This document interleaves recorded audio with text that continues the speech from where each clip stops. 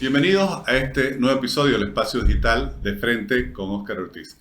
Vamos a hablar sobre un tema muy interesante, economía creativa en Bolivia. Es el título de un nuevo libro que se ha publicado y conversaremos con uno de sus autores, Santiago Lacerna, economista e investigador especializado en temas como la economía creativa, tecnología, innovación, economía cashless y habitabilidad urbana. Tiene una maestría en artes, negocio y creatividad en la Escuela de Negocios de la Universidad de Newcastle en Inglaterra y también fue becario Humphrey Fellow, especializándose en economía para el desarrollo en Michigan State University. Muchas gracias, Santiago. Un gusto saludarte.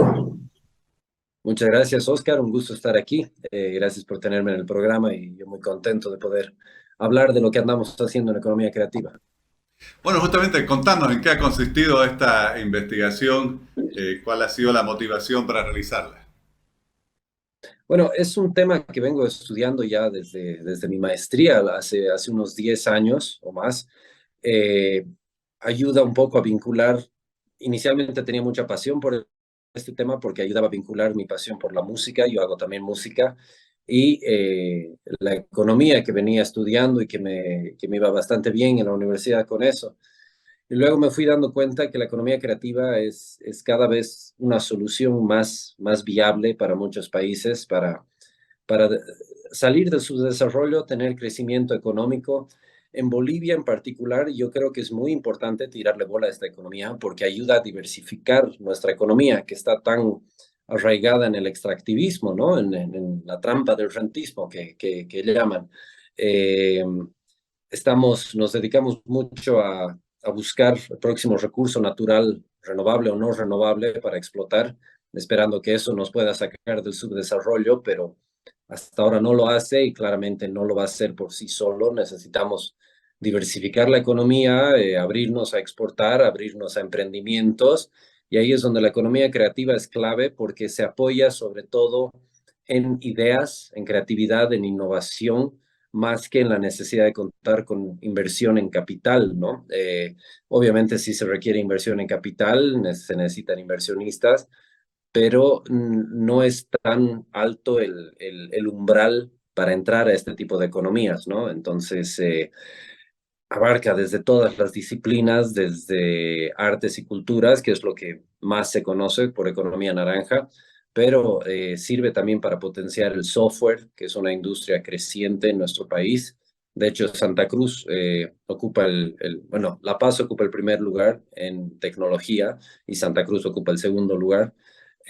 Pero sí, se pueden ver datos muy interesantes y puedo, puedo profundizar sobre esto más adelante, ¿no? Bueno, justamente quería pedirte para quienes nos siguen por las redes sociales que pudieras explicar un poco el concepto de la economía creativa y sobre todo cuáles actividades entran. Entiendo que ustedes han dividido en tres grupos las actividades que consideran parte de esta economía creativa. Exacto. Bueno, principalmente lo que hemos hecho ha sido analizar la encuesta continua de empleo para ver para ver cuál es la información que tenemos disponible. Y la categorización que se tiene ahí, que usa el INE, la de 6 dígitos, es bastante especializada, bien específica, y eso nos permite diferenciar más o menos quiénes podrían pertenecer a la industria creativa y quiénes no. Entonces hicimos un barrido general de toda esa información, bien minucioso, y logramos dividir. Hay teorías, todavía no se ha definido un concepto sobre lo que es la economía creativa, pero nosotros dividimos esto en 3 grupos diferentes, un poco para decir, el grupo 1 y 2 es el más creativo, el que nosotros consideramos que es realmente la economía creativa, y el grupo 1, 2 y 3, todos juntos, es lo que se entiende por economía naranja, que analizó el BID, también las Naciones Unidas analizan esto, que incluye sectores como la educación en todos sus rubros, desde educación primaria, eh, kinder, educación pública en los pueblos y gastronomía, que en realidad gastronomía es el sector más amplio y diverso. Personalmente no me gusta incluir todavía gastronomía como parte de la economía creativa porque es muy difícil distinguir entre la que vende jugos en la esquina por subsistir y el que ha creado su restaurante que genera empleo para más de 20 personas y que realmente ofrece algo diferente, algo innovador. Eh, Todos son soluciones válidas para el crecimiento económico, pero la economía creativa se enfoca más en los que hacen esta creatividad más avanzada. Entonces, Son decías que habían analizado la encuesta del INE y el estudio del INE. Entonces, ¿qué han encontrado? ¿Cómo estamos en Bolivia? O sea, ¿cuál es la importancia sí, actual y cuál es el potencial? Le hablabas que también puede ser un instrumento muy importante para impulsar el desarrollo y generar oportunidades. sí, sí, perfecto. Justo me iba a eso.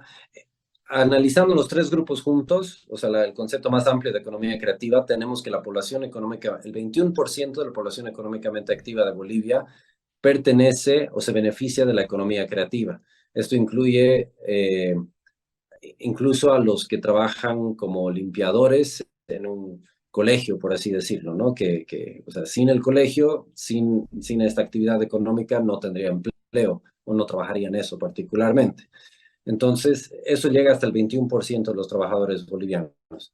Nos concentramos solo en los sectores que yo considero los más creativos, el uno y el 2, llegamos a 5,95%, casi el 6%, que es muy parecido a unas cifras que se encuentran en otros países y que se han calculado en el mundo entero. El libro de la economía naranja que se publicó hace 10 años decía que el 6% del PIB mundial era de la economía creativa. Entonces es una cifra cercana a la que tenemos a la que hemos encontrado, ¿no? También hemos encontrado que gastronomía es el sector que más presencia tiene, con un 36-37%. Le siguen moda, educación, artesanía, y los demás son porcentajes muy bajos, pero que aún así no deja de ser interesante de analizar. Y en base a lo que ustedes han investigado y encontrado, ¿cuáles son las principales conclusiones a las cuales llegan, especialmente en función de la realidad económica boliviana?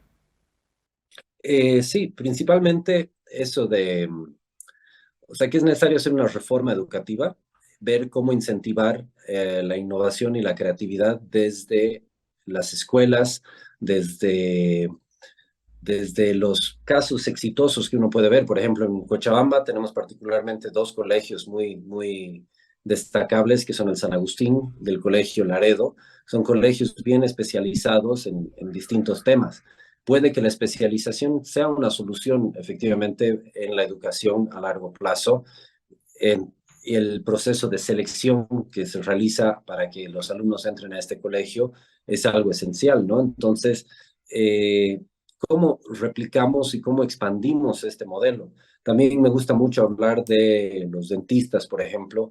No es lo mismo un dentista que acaba de salir de la universidad y que abre su consultorio a estas otras grandes empresas odontológicas como Rocha Pereira, estas clínicas que hay aquí en Cochabamba, que efectivamente se han vuelto casi en transmisores de conocimiento.